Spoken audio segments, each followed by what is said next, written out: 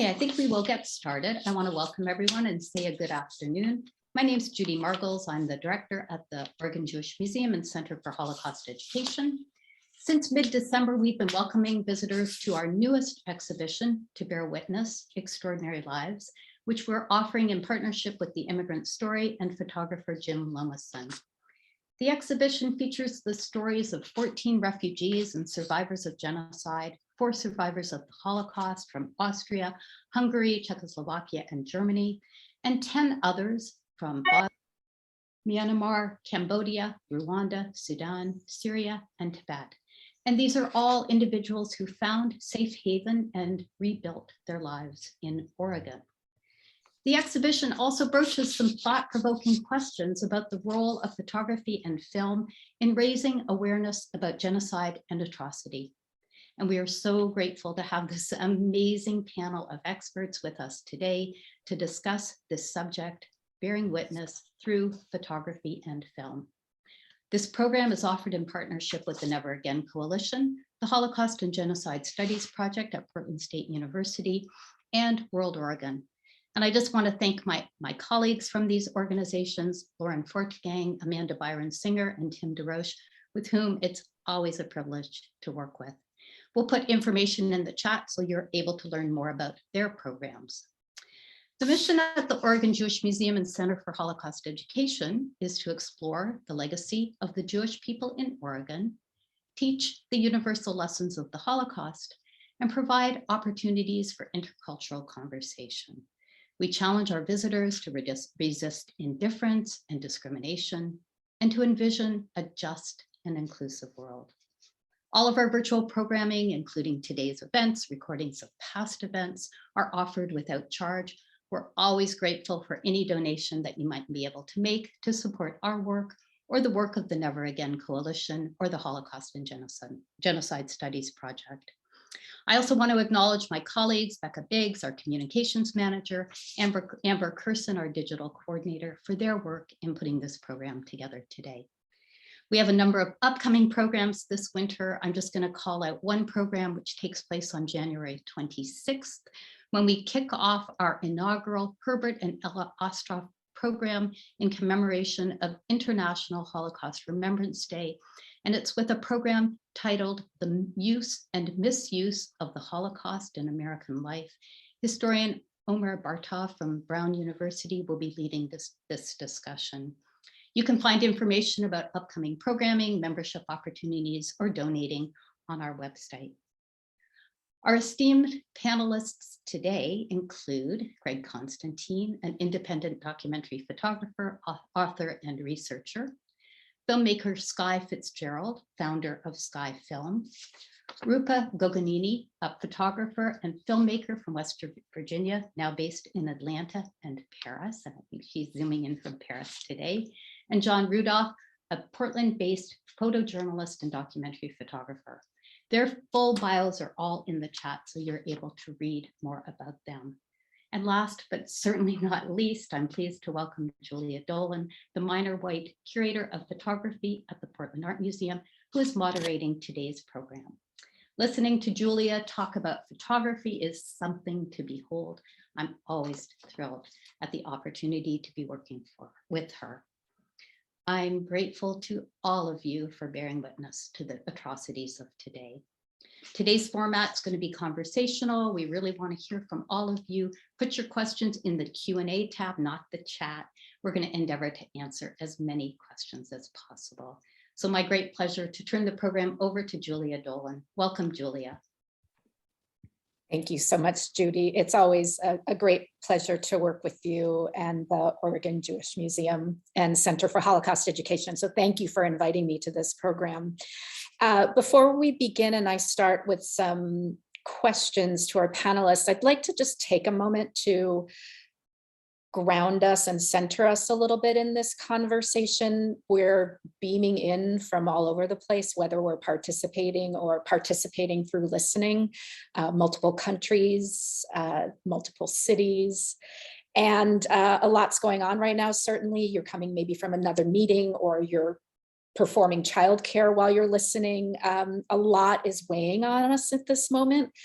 So if we can just maybe take a moment and turn our attention to this really important topic and acknowledge the incredibly critical and difficult work of bearing witness in the past and certainly in the present. And unfortunately, this will continue into the future as well. I think it's also important that we be sure, as we're talking about folks who are in really difficult, life-threatening, world-threatening positions, that we center and acknowledge their humanity as well. If we are witnessing people who are currently experiencing internal displacement or statelessness, famine, war, and genocide, we are often, if we were seeing them in a photograph or in a film, we are seeing them in one moment of their life, not their life in their entirety. And empathy, which is incredibly powerful and super important, I think calls on us to make sure that we also see these individuals in their three dimensions of their past and their present, as well as hopefully a better future. So let's try to think about that as we center ideas of empathy and compassion and action, hopefully as well. And one more point that I wanted to make, unrelated, this weekend I was reading All About Love by Bell Hooks, who sadly just passed away last month. And if you know Bell Hooks' work, you may know that she also wrote beautifully about photography, particularly in the African-American community. All About Love is about love. It's not about photography. But I read a sentence that she wrote that I thought certainly applies to what we're talking about today, about bearing witness. And she wrote at the end of a paragraph, "When we are committed to doing the work of love, we listen even when it hurts." When we are committed to doing the work of love, we listen even when it hurts. And we also look even when it hurts. So I'd like to, with that centering moment and really wonderful words from Bell Hooks, open up with a first question that I would love for all of our panelists to answer. And in no particular order, Rupa, I might begin with you because you are next to me on my screen. And then I would love for additional participants to answer this. What led you to begin this kind of image making work? And what led you to dedicate much or all of your career to this type of photography, film, or storytelling? Thank you, Julia, for that introduction and for opening the conversation in that way. It was really powerful, and to the Never Again Coalition for having us all here. My name is Rupa. I'm a photographer, I'm a filmmaker. For the past decade, I lived in Kenya. I'm now in Paris. I arrived at this work I wasn't necessarily initially interested in documenting humanitarian crises. I mean, my initial interest was in a place, was in Somalia, and I was interested in issues of representation of that place. And so moved to East Africa, and of course, Somalia is a place that experiences ongoing humanitarian crises. And so the work that I did, that was always a feature and kind of consistently in the background. I mean, I would say if I were to characterize the kinds of stories that I make, the conflict or the crisis or the atrocity itself isn't ever really the subject, but it's generally about acts of resistance amidst these crises. So before the panel started, there was one of my images of a collection of leaves and plants, which was from a project that I photographed in the Nuba Mountains in Sudan, which had been cut off and is still cut off from food aid and sort of international markets by the government with the intention of sort of starving the civilian population out. And so in this context, people foraged and they farmed and they grew and they shared food, and that was an act of resistance against this genocidal regime. So the story that I photographed is about food culture. So those are the kinds of projects that I work on. More recently, I'm working on a project in Georgia. It's the first project I've ever taken on that's in the United States, and I'm American. So that's been different and challenging in a lot of ways. But I can talk about that later. Yeah, so that's me. Thanks all. Thank you. And I appreciate your highlighting the work that you do that goes beyond the moment that we often see in the press or online. And that gets to that idea of people having lives outside of and around this moment of real distress that we often see. We don't necessarily see the work that you do quite as often. Maybe need to look a little more carefully for it. Skye, would you like to go next? Yeah, sure. For me, I'm not sure that I'm a very representative example of how to become a filmmaker or to do this kind of work, frankly. During high school, our family didn't have running water or electricity, and we drew water much of the year from a creek and either sponge bathed or took a shower at school. And I think that those years sort of living without the fundamental scaffolding of modern life, engendered in me sort of a deep appreciation for the simple ease of flipping a light switch, or the sheer pleasure of turning on a faucet and having clean water flow out. But it also, I do think, created a sense of affinity and empathy for those from poverty who live with these things each and every day. I was able, fortunately, to go on to college and flip a light switch once I got to university, and it worked. But as we all know here, many in the world don't and can't.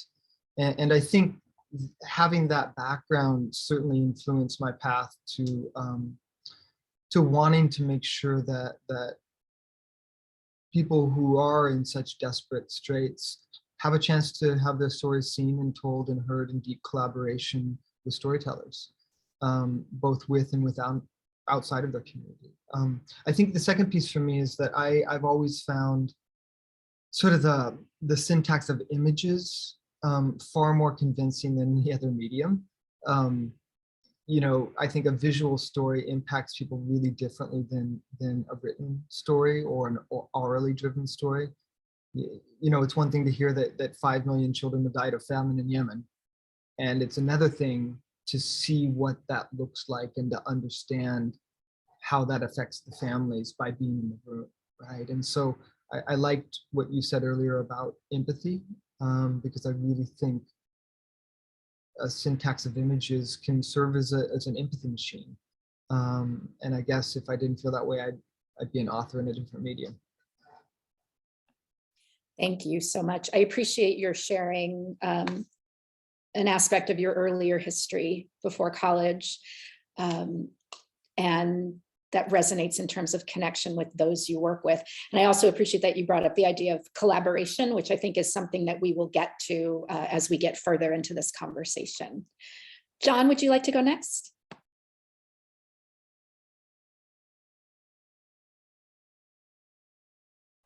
Can you unmute? I've always considered myself a bit of a curious guy. If there's a rock, I'm going to turn it over. If there's a door, I'm going to open it. And I don't trust darkness. I don't trust black boxes. I've wanted, and I continue to want, to contribute to a public, historical, unimpeachable documentary record of what's going on. My watchword is nobody can say they didn't know. And you don't need to look very far. You don't need to look to the 1940s or the 1920s or the 1960s to see darkness being spread over historical facts. You can look yesterday or the day before and see it. And that's what I try and do. It's extremely simple. Thank you. It may be simple, but it's certainly very, very powerful. And yes, photography can definitely have a role in making sure that people can't say that they didn't know. Greg. My name is Greg Constantine, and I just want to, thank you, Julia. Thank you, Judy, the Oregon Jewish Museum, as well as Never Again for putting this panel together. I think I've pretty much have spent my career being really dedicated to just very, very long-term kind of project work. I don't particularly feel like I am a photographer whose skills are best suited in breaking news. I've always been curious in almost immersing myself and embedding myself into a story over a long period of time and seeing where that takes me and where the people who I meet kind of guide me through better understanding that and how to then visually translate that story. I think that over the course of at least the past 10 years, it's been, I'd say 15 years, I'd say that the majority of my interest and the majority of my focus and energy has all gone primarily to trying to kind of explore, I guess, that kind of unseen structural violence that doesn't particularly take on an easy visual translation in a photograph, because I think that at least the projects that I end up working on are the root cause of why somebody is in a situation that they're in is oftentimes something that most people don't see through the traditional media. And so I really just try to spend a lot of time trying to kind of peel away all the different layers and then put them back together in a way that tells a much bigger kind of story. I mean, that poses its problems and challenges of me as a photographer, but at the same time, those seem to be the kind of projects that I end up always being kind of driven to want to explore. I mean, those kind of things that really are about the power of the state, which oftentimes doesn't take on any kind of discernible form, and how that then translates down into the impact of a person in their day-to-day lives or a community in their day-to-day lives. Those seem to be the kind of stories that I'm always driven to and that I've been dedicated to the most over my career. Thank you so much. You brought up the topic of root causes and the power of the state, and power systems like that by nature, and so they often work invisibly.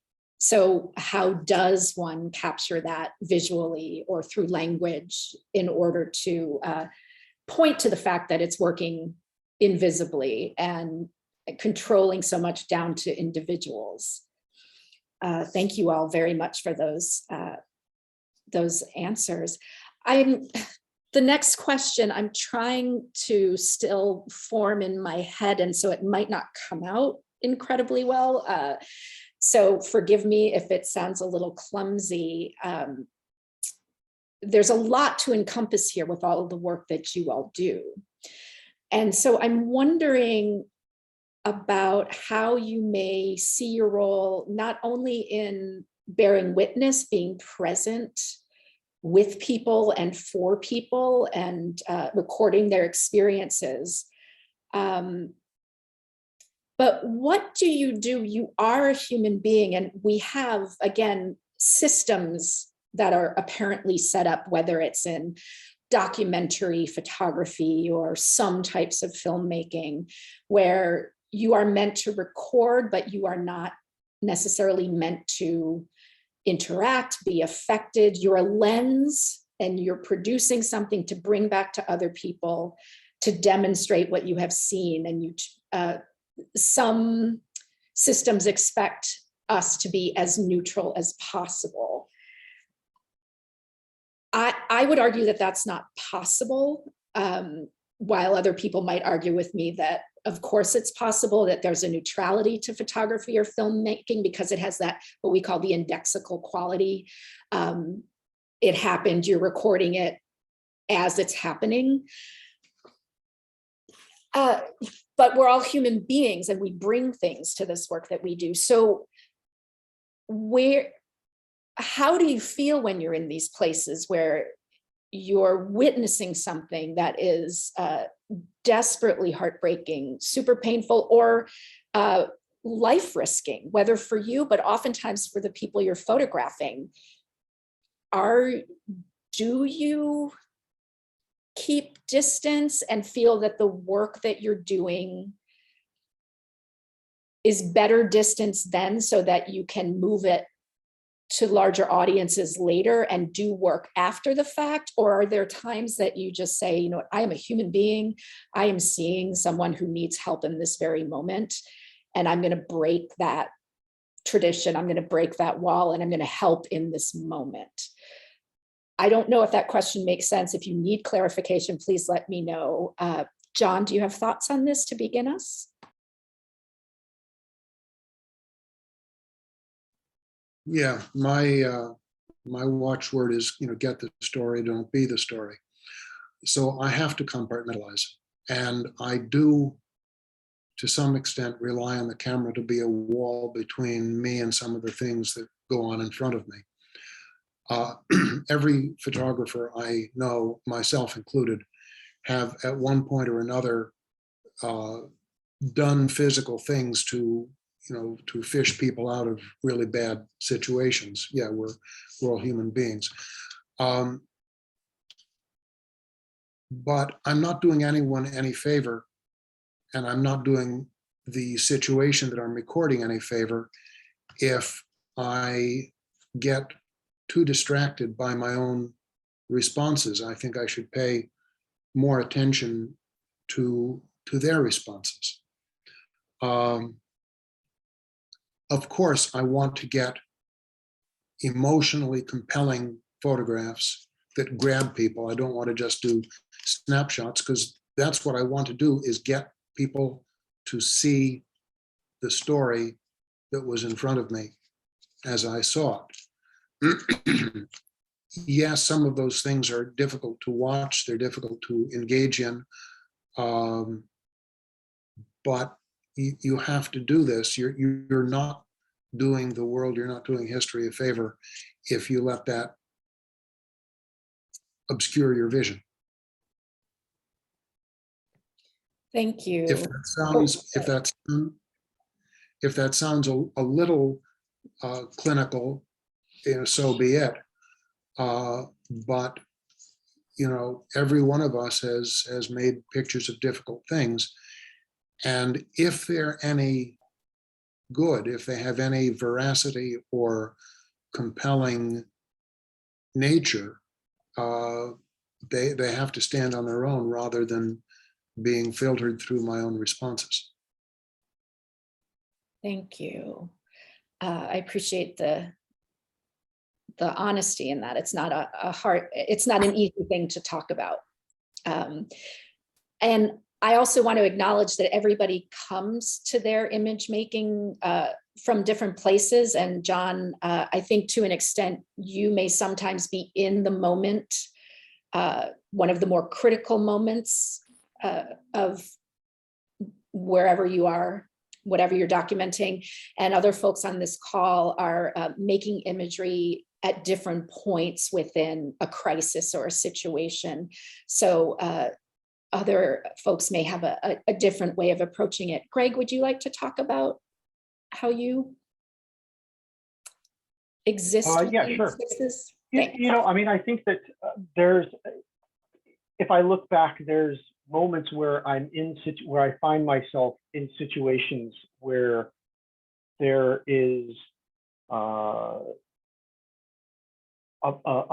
where the purpose for purely documenting can take on a stronger kind of presence in what you're doing than other times, where that moment, what John talks about, of compartmentalizing and almost removing yourself from what's happening in front of you to just be able to use your instincts to then record is much stronger at some times than others. But I would say that for the majority of the time when I'm working, it's that, you know, it doesn't need to be a moment of the spectacular when somebody is still in pain. And I find that I work in those situations much more than the situation where something is really, really happening in front of you in terms of that. And I think I would tend to lean more towards answering the question or addressing the question of like neutrality on things, because I'm a human being, and I think that it's very, very difficult to carry a full bag of objectivity in with you when you're working on stories like this. At least I do. So in one way or another, I'm documenting one side of the story or the other. I mean, in that sense. And most of the times, the side of the story that I'm documenting is the side of the story of the person who's been on the receiving end of that persecution rather than on the giving end of it. And that comes in with its whole package as a photographer of how you approach things. So I don't know if that answers your question, but I think, like John said, there's always going to be moments where you as just a human being interact with the story because you are a human being, but also at the same time, you are there and meeting people and putting yourself in situations to where you have a purpose of documenting, and that comes with its own kind of set of boundaries that you have to build in the way that you work. Yeah, thank you. I would imagine that most of us on this call, including myself, have not placed ourselves in these situations. So I appreciate the discussion of how things change and how you adapt and how you do work with boundaries when necessary in order to get the work done, because most of us haven't experienced that. So we just, we don't know, we're told things, but we don't know what it's like to fully experience it. I also want to say I've been calling on people one at a time just to make sure we hear from everybody, because I think what you all have to say is so important. But if there's a question that you don't want to answer, please also let me know. Or if it's just, if you have a different thought or would like to ask a different question, please let me know too. And as soon as I say that, I'm going to ask Sky if you have any thoughts in particular, not to put you on the spot. Yeah, I think I feel a little bit differently about this in some respects. You know, in documentary film, you know, Frederick Wiseman, for example, is you know, a pillar in the observational or direct cinema world. And I, for a long time, I kind of fell into his doctrine or mode of thinking that a filmmaker simply observes, right, without interference, with only necessary interaction in order to capture the scene, only enough to enable the filming, frankly. You know, he has a film, I think it's Law and Order, that was in the late 60s, where he covers white police officers putting a black woman in a chokehold, for example, and he just simply observes the scene, doesn't interfere in any way, shape, or form. So I thought that was what I was supposed to do early in my career as a documentary filmmaker. And then slowly over the years, I had a number of experiences that sort of changed how I think about this idea. I did a film several years ago called Lifeboat, where we were on a search and rescue mission off the coast of Libya, documenting some of the drownings there by asylum seekers who are trying to cross the Mediterranean. And on the very first day of filming out in the search and rescue area, at dawn, we came across over 1,300 people on 10 different rafts floating in the water, and half the rafts were sinking. And so it was a triage situation, and Zodiacs were launched, and we were there as a documentary crew.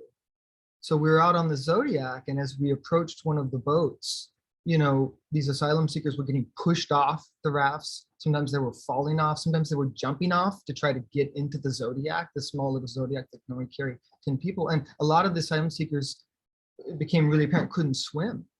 And so we're filming the scene, and someone falls into the water right next to us, and they start to drown. And I had a choice. My director of photography had a choice. Do I film that human being drown in front of me, or do I put down my camera and try to pull him into the Zodiac? And so I put down my camera and I pulled that human being into the Zodiac, right? And I don't regret that for a second. We would have had a completely different film, and I think I would be a different human being if I hadn't made that choice. So I've had a number of experiences like that where I personally have just made the choice that I'm a human being first, like I think John said, I'm a storyteller second. And if someone's life is at stake, I don't think I can make any other choice. So certainly my views on this have changed dramatically over the years, sort of slowly as sort of experience piles on experience. So that's my thinking on that. Thank you. Yeah, thank you so much for sharing. Rupa, any thoughts before we go to the next topic? Yeah, I mean, I think what Greg said holds true for me. It's, I mean, I like this idea of neutrality and objectivity, I think is just based on so many flawed assumptions, because it's all contextual and we are no longer treated as neutral people, journalists and photographers and people with cameras. It's, we're targeted, especially in areas of conflict. It used to be that you could have a press badge on your flak jacket and you would be safe, and now it's almost the opposite. So I think knowing that, it's silly to think that we could be above the fray, and that we should be above the fray. And also just, I think especially in areas of humanitarian crisis, access is so negotiated, and who you're with impacts everything, and what you see and how you see. And for me, so striving for objectivity is, I mean, I think I strive for accuracy and truth and rigor and to make things that are ethical. And that's sort of the best that you can do today. Yeah, thank you for bringing up ethics perspective, and then also the incredible danger of the work that folks who are recording take in. Thank you all for your very important answers to a sticky question. I'm also wondering, for all of you, you are all at that very action point moment of, or the first stage of bearing witness, recording what you see in front of you. And that's just one point. And then you work with that material. It's critical that that material then gets out to a wider audience, because it's important that those of us who are not in that place and time with you know what is happening. So can we talk about how you work to, once you have what you want to communicate, how do you get this message, these messages pushed out with the hope of affecting change? Greg, can I start with you? Yeah. I think this is a really important question, and I appreciate you asking it, because I do think that there's, I think for all of us doing this kind of work, or for anybody doing this kind of work, there is, your responsibility lies not only with you making incredibly human and ethical calculations when you're creating the story, but also the fact that when people are sharing their stories with you that are so rooted in a pain and a injustice that most people will never fully understand or experience themselves, there also lies this incredible responsibility for getting the work out there to people. I mean, I place a huge importance on finding creative ways of getting the work that I create and the stories that people share with me out to a variety of different audiences. And I think that even though you would think that today with the internet and with everything, that there are all these multiple opportunities of being able to get your work out there, there still are great boundaries in getting stories, meaningful stories, out there in a meaningful way. And I think that for me over the years, I think that the biggest disappointment that I've found in doing the work that I do is that those mechanisms that you would think are there to help get your work out there pretty much aren't. And then that rests on your shoulders to be the one driving how the work gets out to different audiences, which I think that also ties back into this really exciting sense of authorship that people have over creating work and that sense of responsibility, how you get it out there. So for me, it's a number of kind of variety of ways. And I think that some people, there was a particular time in my career where the goal was, how do you get it out to the widest audience possible? How do you get it out so that the most people actually see it? And I think that I've ended up shifting down towards, how do I get it out there to where people have the most meaningful reaction with the work, rather than scale and scope.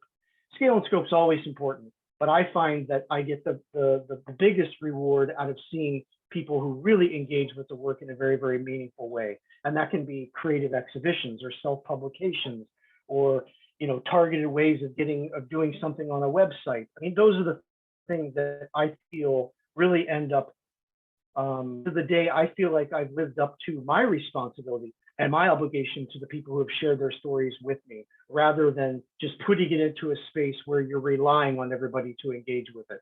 That's kind of my own, that's my own calculations for how I've managed to do things over the years.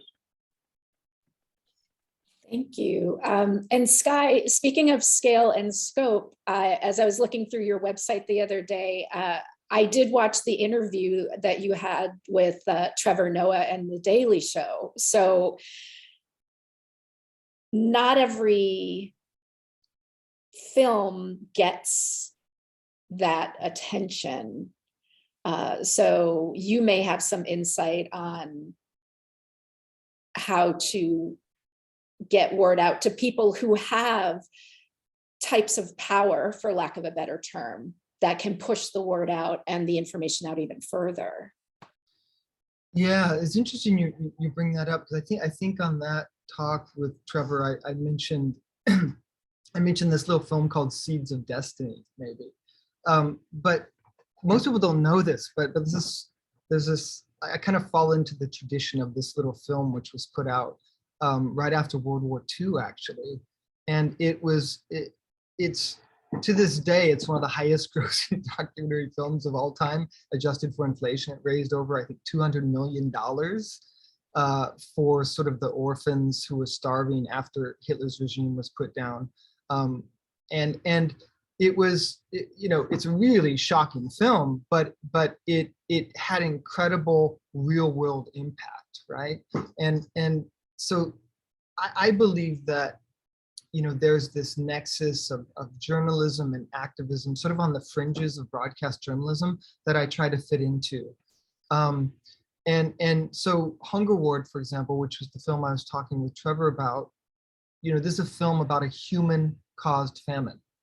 It's not caused by climate change. It's not, caused by a natural disaster. It's caused by human beings making a decision to create a blockade over the country of Yemen, funded by our own government here in the US, right? So when I learned that as part of my due diligence, as an American taxpayer, as a dad, I was outraged. Like I hope anyone who pays taxes in the US is, because we're funding this starvation of children. So part of my intent in making the film was not only to craft something that would have a universality to it, that would stand up to the test of time, but also something that I could leverage as a tool of outrage and shame, right? And so once we created I call this the long tail of documentary film. And it's something that I've become deeply committed to over the years. So once it's done, the work really begins for us. And so in that instance, after we finished the film, we pursued the aim to use the film as a tool of outrage and shame. We did a broad swath of virtual screenings for over 6 months with INGOs, businesses, government and entertainment communities to maximize the film's impact. And, it was Mark Ruffalo and David Beasley of the World Food Program and Nick Kristof and Judd Apatow, and I could go on to try to really ensure that our larger goals for the film and the project were met. And to this day, I can say we're still not satisfied. One of our goals was to end the war and famine in Yemen. Now, that's a pretty big goal for a film. We haven't gotten there, but we have achieved 2 of the other ones. One was to support the 2 clinics that we showcase in the film and the doctors, and we've raised $240,000 for those clinics that go directly to the doctors and physicians in the clinic. So that's a very long way of answering your question, but that's sort of the tradition that I work within. That's really helpful. Thank you. And Rupa, this might not be a direction that you were planning on going in with this question, but when I think about Sky's form of communication, I also think about the work that you do, and there's still images, there's some film work, and there's also podcasting, which I think is interesting because we're thinking about different ways of getting word and getting information out and about. Yeah, I mean, I guess I'll just start, like when I started in sort of the photo documentary space, I was, in Nairobi, and I had to do all sorts of jobs. And so I did radio journalism, I did photo, I did video, I wrote stories, I did everything. And yeah, the podcasting was kind of an extension of that. And, I haven't done a whole lot of it, but it's such a, it's a hugely popular, booming space now. And I find that podcasting and photo often can be complementary in that, like, I can photograph a story and have a recorder on a table or something, and they're not competing in the same way that photo and video compete. So yeah, I mean, I did want to answer actually the previous question that you'd asked, because I feel like when I started, similarly wanted to reach as wide and international as an audience as possible, and thought, if only Americans knew about this, they would be outraged into doing something, and that doesn't necessarily or really ever happen in my experience of working in East Africa, specifically in conflicts that are super, super protracted and complicated, and sort of international attention that way wouldn't necessarily be helpful. So I think now my strategy is, and I, this is something I'm kind of like actively developing in a couple of projects that I'm working on, is I'm really interested in local audiences and local screenings, and trying to find, kind of buy-in within the communities where I made the work, because that really feels like where the impact that my projects could be greatest. But yeah, it's sad to me, because I think as news consumers, we have become sort of increasingly isolationist. It's really like the work that Sky's doing with this impact. It's a ton of work. It's like, that's another job, that's another several jobs. And I just feel like ill-equipped to do that. So yeah. Yeah, as I was working on this panel, I was thinking about how much attention needs to go to so many different situations, and then just add a pandemic on top of it all. And where people's attention goes at any given time, it's very difficult to channel it toward all these critically important subjects. And that's something we'll get to if we have time a little bit later. And Ruba, thank you. You also bring up a point that we'll get to a bit in the next question with the end of what you mentioned. John, do you want to bring us home on this question? Sure. I largely agree with Greg and also with Sky. I think the point that Greg made about the obligation to carry work forward, to, as it were, pay for the privilege of recording what is in front of us with the coin of making sure that the rest of the world sees it and knows about it and hopefully won't forget it. I think that's extremely important, part one. Part two, what Sky says is equally important, that that's almost a job in itself. It's like when you take a picture, that's part of the job. Then when you develop it and process it and so forth, that's another part, and so on. What Sky says is sort of like the last part of the job. From my point of view, I make pictures, whether they're long form documentary or short form recording of acute situations. I publish them. I talk about them in fora like this one. I will occasionally, if asked, display in galleries like Museum and so on, although that has fraught ethical and aesthetic issues. I mean, what does a picture of a nightmarish situation have to do with being hung on the wall of a gallery? But that's a separate discussion. I can encourage people who I have recorded to engage with other journalists, photographers, filmmakers, etc., to carry that work forward. And all of that is true, but it has to be tempered with this realization. Most older photojournalists will often at some point or other say, how much change have I affected? Wars still happen. Artifactual famines still happen. Genocides still happen, and so forth. And, you simply have to do your best.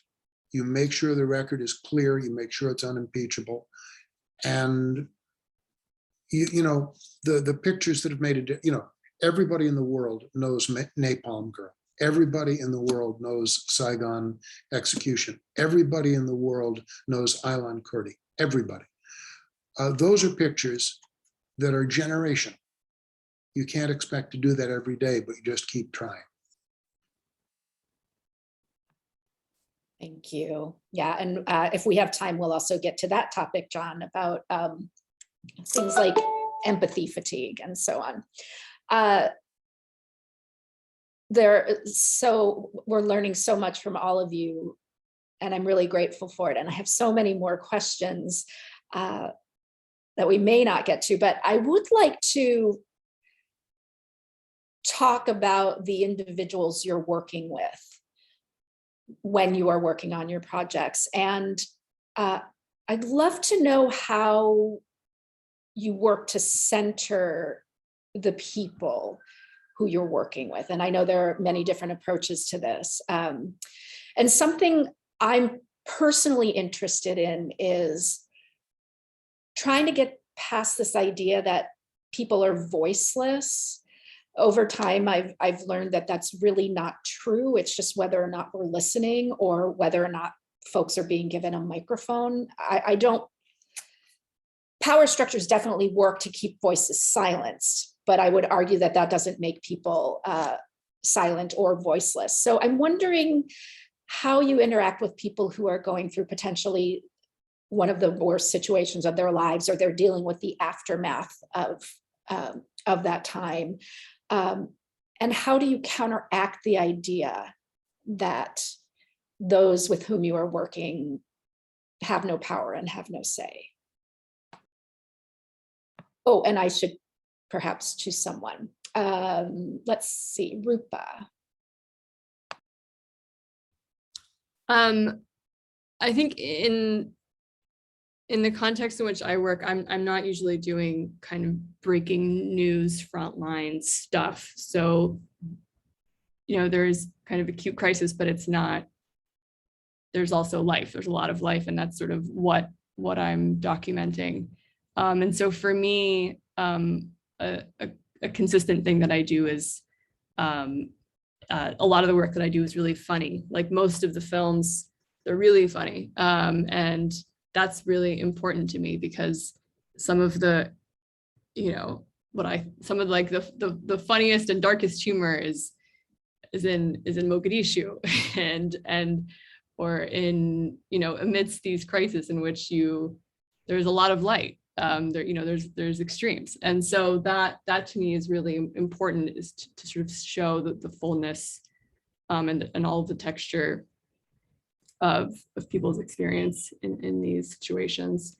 Another thing that I do a lot, and it started out of necessity, is I give people cameras, and a lot of the films that I make are collaborative in that way, because often, like when I'm with them, I'm a danger to them, and so for them to have a camera on their own is safer. So that in that way, I try and make the kind of authorial process as collaborative and co-created as possible.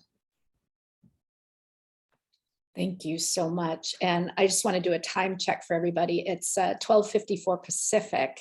And I'm saying that because I know our time is growing short. And I would love to hear from everybody, but it's possible that not everyone feels the need to maybe answer this question. Is there anybody who wants to hop in and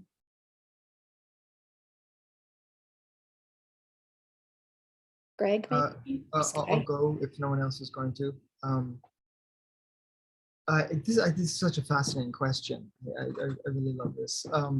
I often work in a space where fellow journalists or filmmakers are under duress to get their own stories out without being imprisoned or killed, frankly. And so oftentimes I'm working as an ally after I'm invited in to collaborate with them, right? Because like in Yemen, for example, where the last project was that I shot, journalists are disappeared all the time. They're killed all the time. They're imprisoned all the time. And one of my field producers actually, after we filmed that project, was doing a story with a French journalist, and some of the powers on the ground, some of the warlords didn't want it told, and he was imprisoned and tortured for 6 months for simply being a journalist, for doing the story. So that's the context often that I'm sort of, that dynamic is very nuanced. For me, if I'm invited into one of these contexts, it's all about relationship. And Rupa, what you said about collaboration just rings really, really true for me as well. And so, I don't fall into this camp of believing that consent consists of signing a form. I think it's much deeper and long-term than that. And I use a term called active consent, where, we were working in a therapeutic feeding center, which is a facility where famine-stricken children are treated as the last resort if they're about to pass from famine. And so long before we went to Yemen, we built relationships with the physicians in that facility. And then the first thing we did when we were in country was not to film, but to go to every single family that was in that facility at the time who had a child and just have conversations and share what we were doing, ask them about their experiences, answer all their questions, and just to suss out what they would like done about the facility in the media, right? And then after many, many conversations, we finally asked the question, do you want to collaborate with us or not? We didn't shove a form in their face, ask them to sign it. We said, do you want to collaborate on this project? And the ones that did, you know, those were sort of in our little notebook of the people that we would film with, and the ones who weren't, we wouldn't. And anytime, so we just avoided certain rooms. And if we happened to catch someone on camera, we would delete that clip and just wouldn't use it. So, but that's active, right? Just because they said, yes, they want to collaborate once, that's that day, that moment. And so for us, it was each and every day, you re-ask that question in some form or fashion to learn whether they still want to collaborate. And that's just our process. And it's really the only way that I can operate in contexts where it's life or death, right? Because children were dying in front of us almost on a daily basis. Thank you. Yeah, that I active. hope you don't mind if I could expand on what Sky said, and Yes, same thing please. with Rupa, because I think, like, I totally agree with both of them. I think one thing that you almost have to sometimes factor into all of this is that, you know, so take for example, the projects that I work on, the stories that I work on, they're never done on assignment for anybody. I have no deadline. I don't have the pressure of having to file pictures to meet a specific editor's demands or needs. I fund everything through grants, fellowships, and everything. And that's been a conscious choice that I've made, because I like to work really slow, and I like to be flexible in the way that I work without any kind of, again, oftentimes, I don't want to say without any kind of deadline, but also it's like, I just want to be able to immerse myself in something and see where it takes me. And as a result of that, it almost allows you a different way of engaging with people and collaborating. One of the ways that I've always found for me that pushes the work beyond a photograph, but also into this really dynamic collaborative space, is that I do tons of audio interviews. I mean, I record people talking all the time with conversations that I have with them. And oftentimes it'll be an hour of talking with somebody before I even take the camera out of my bag and start thinking about how to make pictures, because it creates a whole different relationship. And I've found that over this particular part of my career, I'm excited about, I think what I kind of just say are like more photo testimonial essays than just photo essays. And that to me is a really exciting space to be in, simply because I have the time to be able to work on the projects that I work within the time frame that I have. And I recognize that that's not a luxury that a lot of my peers have because of the work that they're doing. So in so many ways, when you really think about it, it's like every single photographer's work or documentarian's work or filmmaker's work, in a sense, it's filling in all these gaps in terms of the totality of a story. And when you put all those things together, it fills in this big, huge space about people having multiple entry points into understanding a bigger story in different ways. And I think that's what's so exciting about this panel, is that each of us comes into this with our own discipline and our own set of how we work. And in one way or another, when you put that into a continuum of other people's works on that same story, it fills in all these really important informational storytelling gaps that wouldn't be there if everybody wasn't kind of working in their own space. Thank you, Greg, so much. Since we're running even lower on time, I'm going to be selfish for a moment, and I'm going to skip to a question that I struggle with. And I realize that I'm asking this question in a comfortable condo in Portland, Oregon, and I am safe and I am healthy at this moment. And I want to see photographs and film images and truths about people throughout the world. You know, I want to be on that chain of bearing witness. You know, I'm also very privileged in being in a place where I can look at that and receive that information safely and keeping my health intact and so on. So as an American, as a white American, personally, how a lot of the images that are sent to us, are transmitted to us, are of people who don't look like us, who don't live here in the United States. I know not everybody on the call is in the US, but and often the photographers, the filmmakers and so on who go out and make this work are not, for many reasons, of the place that they are making the work. So I guess what I'm trying to say is I worry sometimes, while this work is so incredibly important, that folks who do have the resources to make this work, make the work. How do we, it's, in some ways we can't control where the message goes once we've created the message. So how do we do this work without reinforcing colonial systems or racist systems where we go to another country and we do this work and we come back? And because it's possible that this type of work can reinforce the otherness, for lack of a better word, of other people. So I imagine you think about this when you're doing your work, right? And do you have thoughts on my not very well put together question about how you balance that need to do this very important work with the reality of coming from a more privileged place? And John, I think I saw your finger go up. I'll take that. With respect, I disagree completely, because recording and engagement of a situation and with a group of people, if one is reasonably compassionate, honest, skilled, and energetic, to some extent is locale neutral. I have done photography in some of the poorest countries in the world and some of the richest.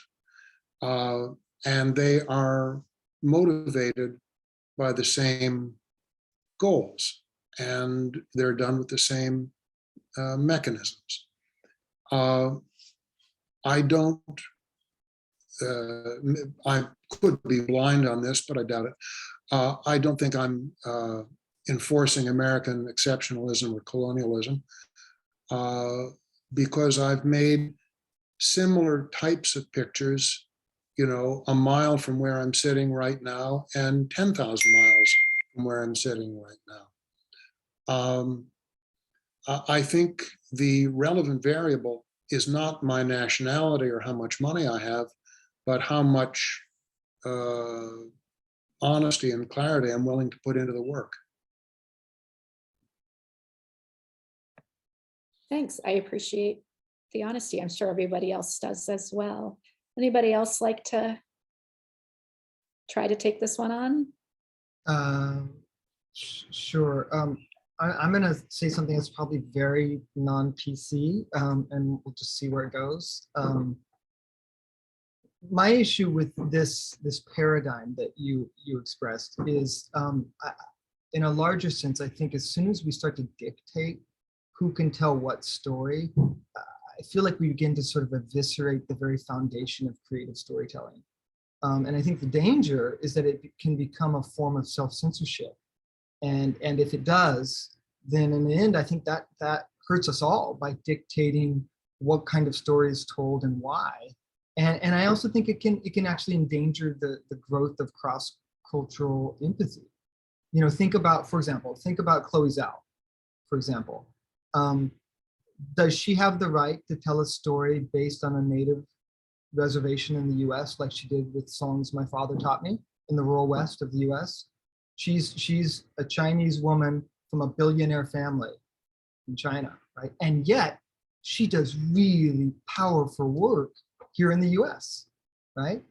Does this mean that Nick Kristof should only tell stories about Oregon, or Werner Herzog shouldn't tell the story of Grizzly Man? I mean, we can all come up with examples, right? To me, it comes down to sort of the notion of trust and collaboration, and are you being invited into that community? Are you wanted there? Have you taken the time to build those relationships? So there, I said it. I'm sure many people would disagree with me, but that's where I stand on that. Trust and collaboration. I'm glad you brought that up. Are you wanted there? Yeah, it's an excellent question. Rupa, I think I see your Yeah, I mean, microphone. I generally, I think there's a lot of truth in what Sky just said. I mean, you know, I don't want to be stuck telling stories about South Asians in West Virginia because I would get bored really quickly and run out of stories pretty fast. So, I mean, I think, yeah, I think the idea of limiting ourselves to our own personal experiences, it's limiting and unnecessary. But I do think it requires more work when you go outside of what you know. I've thought a lot about parachute journalism and what the role of international correspondents and photographers and filmmakers should be. And I think there is a very important role. I mean, a very concrete example is a few years ago, I was in South Sudan with Christoph, and we were reporting on massacres that the South Sudanese army had committed of civilians. And that was a story that had a South Sudanese journalist reported and published that, they would have been, I mean, they wouldn't have been able to, they would have been immediately arrested. And we were able to leave. And the only thing that happened was like, I had a hard time getting a visa the next time I applied. And so those are cases in which it feels like foreign journalists and people with privilege have a very clear role and responsibility. But I think simultaneously we need to acknowledge that there are places where we maybe aren't so necessary and work on and figuring out who is there, because there are loads of journalists and photographers in these crises who are, you know, the term citizen journalist, I feel like, is problematic in a lot of ways, because it implies that they are not professional and the work that they create is somehow less than. But that I don't think that's necessarily true, and there's ways of verifying these days. So yeah, those are my 2 cents. Thank you so much. Greg? I mean, I think that, you know, that it's a common word that comes up in both of how people have been addressing both of these last 2 questions. I mean, I do think that collaboration is such a key part of this, you know, and I can't think of anything more exciting than than working and learning from the people who I'm working with on to create these stories, because I come away walking with something completely new, and also at the same time, you know, the finished product of how that story is being told is being in so many ways shaped and molded by that particular collaboration, and I think that comes from the power of different people with different backgrounds trying to tell a story together. That's basically what it comes down to. And when you try to remove one of those ingredients, because of sensitivities like this, then sometimes it doesn't work to the full power of what type of story can be told. So.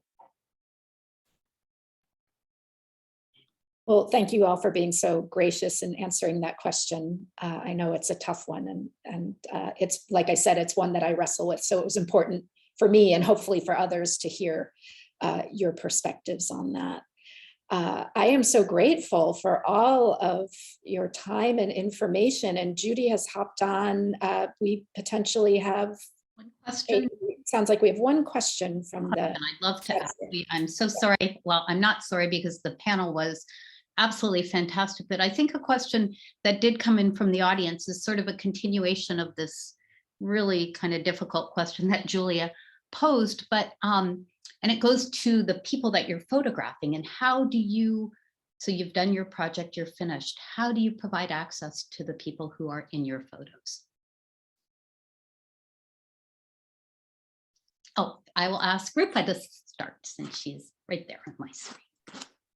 I usually travel with a Polaroid camera and take pictures that I give to people because I find it's often really hard to get back to where I've worked.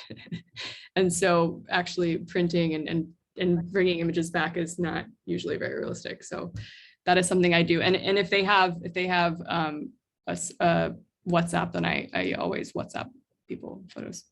Great. Anybody else want to share their experiences? For me, it's because I have this long tail of documentary film that I engage with on every project. I have to have ways of communicating with those that I filmed with, and so because I need to show them the cut of the film, for example, at the very least, right? And so I always make sure that I have a WhatsApp number at minimum to contact them later. But because I've built these relationships with them, they're ongoing relationships anyway. Like to this day, every week I communicate with Dr. Aida Al-Sadiq, who runs one of these clinics in Yemen, because we're supporting her clinic with funds raised from the film. So it's just sort of a given that we have these standing relationships anyway. So it's relatively easy to share the project with them as it moves through different phases. Anybody else? I think this is, you try to do the best that you possibly can, right? And there's going to be some situations where you're not going to have the opportunity to be able to share as much as you would like, but there are other opportunities. And I think, again, this kind of goes back to, because I really work on long-term projects, I often am going back to see people over and over and over again on multiple times, or having multiple conversations with them. And usually because of that, I'll end up taking pictures back and sharing photographs with people, or because of technology now, trying to share web links to where people can see the stories that are online or whatever it is. But,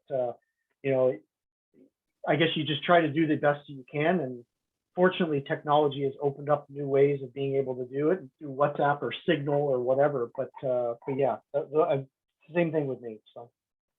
Yeah, again, I want to sort of underline what Greg says. And, as long as there is any kind of electronic communication, WhatsApp or Signal, or a cell phone with a number, I can get back to people. That is really very, very difficult in some of the places we've all worked. It would be wonderful to be able to give people pictures. I've done that a very few times. I wish I'd done it more. But, as Rupa says, you can't get back there. But yeah, I think Greg has the right answer. Also, just one more thing. I also think that Rupa said something that was really, really, I think, important in a couple of questions ago. And that was, we always have this tendency to always be forced to think into the globally, but also at the same time, what you can do locally can be just as powerful. And finding out creative ways. And even though I know that there's often situations where because of security or because of the political situation, it'll be really difficult to be able to present the work as a body of work in that particular place. The reality of it is, I think it's more important now for people to be thinking about how we can take our work and present it locally in kind of creative ways, because I think that I've found that some of the most rewarding exchanges where I've seen people engaging with photographs and with stories have been not when they've been told it at the UN or wherever it is. It's when you're presenting it in a very uber creative way on a local basis, and seeing what kind of dialogue and discussion and debate that work can then trigger in those kind of spaces and with those audiences. And I think that it just also goes back to you delivering up to your responsibility of making sure that the work gets out there, is that presenting locally is just as important now as presenting on a global stage. So Rupa, what you said, it really resonated with me. So I just wanted to reinforce that. I'd like to pile on Rupert here if I can. You said something about agency as well earlier. You used a different word, but I'm a big believer in that as well. Like giving cameras to your subjects, I think that's so wonderful because it speaks to the idea of agency, right? And that's something that I try to do on every project within the scope and ability of each project is to make sure that I'm increasing the agency of those I'm collaborating with on a multitude of levels, right? And sometimes that's production skills. So the first doc I ever did was a doc called Bomb Hunters that I shot in Cambodia. And there was this little tiny group, Cambodian group, which had been going around the country for, at that point, I think it was 8 years, collecting oral stories and because they don't have written notation of music in Cambodia. It's all oral tradition. And they'd been post-Khmer Rouge recording all of these master singers who had survived the Khmer Rouge and had this audio archive of it. And it was stunning, right? Literally filmed, recorded in villages. And I ended up using some of the music in one of the sequences. And when I asked them what would be most useful for them, what they'd like from me, it wasn't money. They didn't want to license it to me, right? What they wanted was increased capacity. And so what I did for 2 or 3 subsequent years is every time that I flew back to Cambodia for a job is I did training sessions with these Cambodian up and coming filmmakers and musicians to help them learn how to record better and how to actually film rather than just audio record. And now they're this like stunning little studio in Phnom Penh, Cambodia that has been doing brilliant work for like 10 years now. And I'm not responsible for that, they are, but that really taught me something, right? That really taught me that there's a lot of different ways to engage creatively to increase capacity and agency in areas where you're working. Oh my goodness, Julia, do you have any closing thoughts or you're good? All right. So thank you is my main one. Everyone was so giving of their time and their thoughts and their truths and their realities. And I'm very grateful for that. A lot of conversations we've had, maybe particularly in the past, before the past couple of years, have been a little more surface. And I'm always really grateful to be with people who are willing to speak from their minds and their hearts. Yeah, I agree. I just thank you. You've given us so much to think about. If we look at the time, we realize we could probably keep going for another hour. And I do want to also just put in a plug for Julia and your work at the Portland Art Museum. I think everybody in Portland, everybody in Oregon should make sure that they go there and look at the photographs and the work that you're doing, because I think it is something that we can really learn from.